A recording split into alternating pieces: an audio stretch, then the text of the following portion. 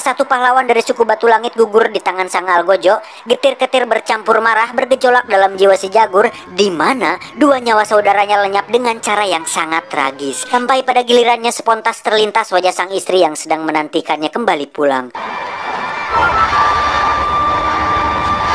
Ketika detik-detik eksekusi, tiba-tiba terjadi gerhana matahari total.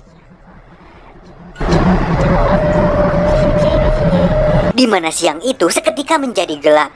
Ribuan massa di bawah piramida seperti ketakutan. Bahkan seorang dukun kerajaan pun panik dan mengisyaratkan bahwa di sana telah terjadi sebuah keajaiban.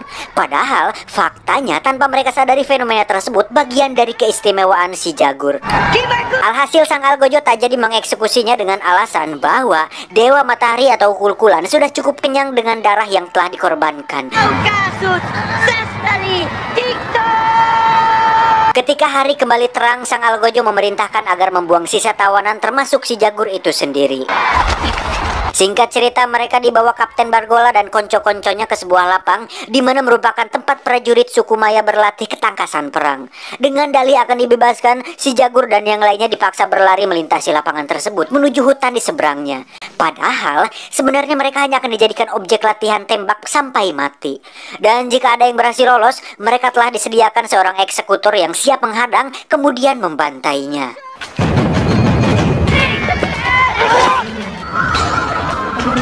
Namun nasib malang menimpa si Ibro di mana sebilah panah menancap di punggungnya, sementara hal yang sama pun juga dialami yang lainnya. Si Jagur adalah satu-satunya yang mampu bertahan hidup meskipun sebuah lembing telah memanggang dadanya. Dengan kelebihan yang dimilikinya, dia mampu mematahkan mata lembing dan menghujamkannya di leher sang eksekutor yang merupakan anak si Bargola. Melihat anaknya pelimpungan dan tersungkur, spontan si Bargola berlari menghampirinya. Sementara itu dengan sisa kekuatan yang dimiliki oleh si Jagur, dia terus berusaha menggapai sisi dekat hutan yang dijadikan tempat pembuangan jasad mayat yang telah dikorbankan.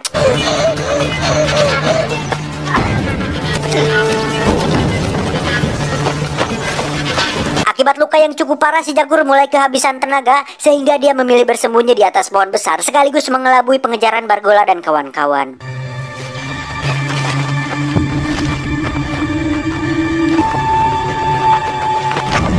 Sejauh itu siasatnya memang cukup berhasil, namun tanpa diduga terdapat seekor jaguar betina menatap marah ke arahnya. Dengan sangat terdesak, kini si Jagur harus beradu cepat bersama hewan buas yang terkenal gesit ini. Di sini keistimewaan si Jagur mulai terlihat jelas ketika hewan itu tak mampu mengalahkan kecepatannya. Terbukti ketika dia berada beberapa meter mengungguli kecepatan lari jaguar itu.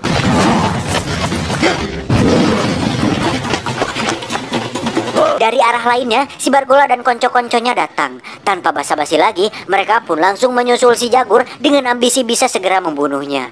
Alhasil hewan buas itu langsung menerkam siapa saja yang ada di hadapannya.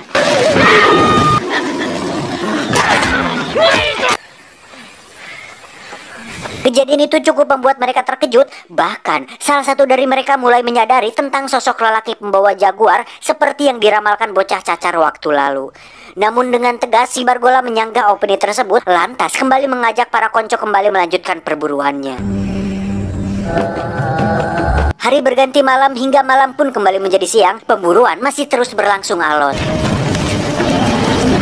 Sampai akhirnya mereka dihadang derasnya sungai dan curamnya air terjun yang memisahkan mereka dengan hutan Batu Langit.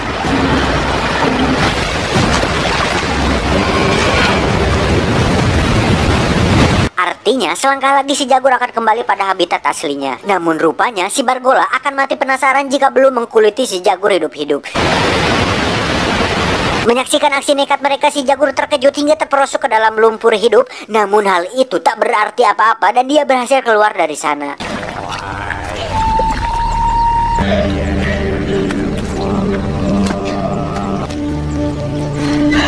Selama dia berada di kawasan hutan Batu Langit, apapun pasti akan dilaluinya karena dia adalah seorang jaguar pau. Dari situ si jaguar mulai beringas dan seperti telah siap untuk melakukan perlawanan. Tak lama pasukan si Bargola tiba di sana. Tidak tanggung-tanggung, mereka langsung disambutnya dengan lemparan granat ala-ala jaguar pau. Alhasil mereka papuket menahan gempuran serangan penyengat yang bernama ilmiah Apis dorsata, kalau Kapten Jack Sparrow menyebutnya dengan odeng.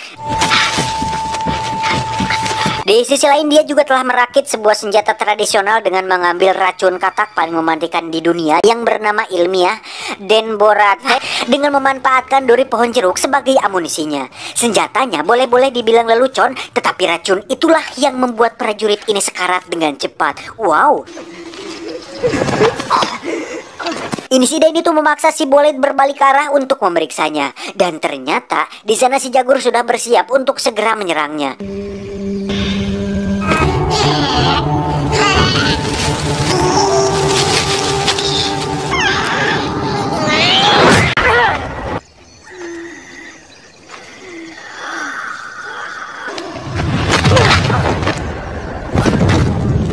Di tempat itu, akhirnya si Bolid pun binasa, dan dengan penuh haru si Jagur mendedikasikan perjuangannya itu untuk arwah sang ayah yang sudah berada di alam sana.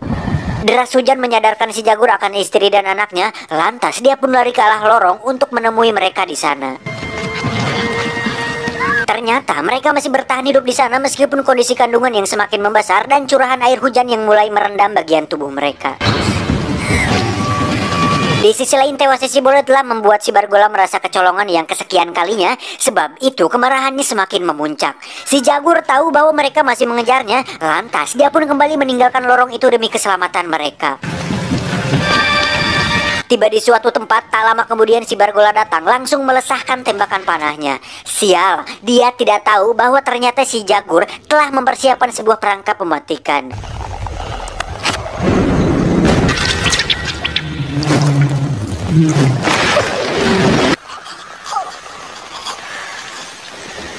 Kini tinggal dua prajurit saja yang tersisa, yaitu si Momon dan si Ocid. Di bawah deras hujan, mereka kembali diajak lari si Jagur menyusuri pedalaman hutan Batu Langit. Sementara air di lorong itu, curah air sudah merendam hampir seluruh tubuh seorang ibu yang sedang berjibaku menyelamatkan anak sulungnya. Padahal di sisi lain, dia juga sedang menahan rasa sakit detik-detik kelahiran anak keduanya. Sedangkan pedih luka yang menjalar di tubuh si Jaguar mengakhiri pelariannya di pinggiran sebuah pantai. Namun anehnya, si Momon dan si Ocid justru terlihat memperhatikan segerombolan sekoci yang datang dan berusaha mendekatinya.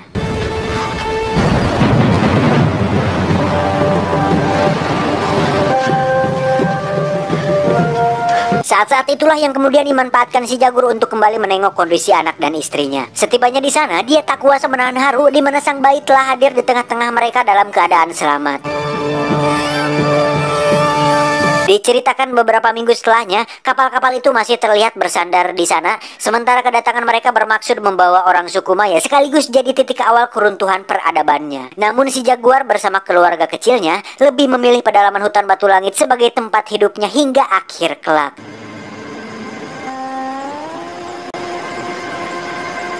Kau tenang kau, Boots.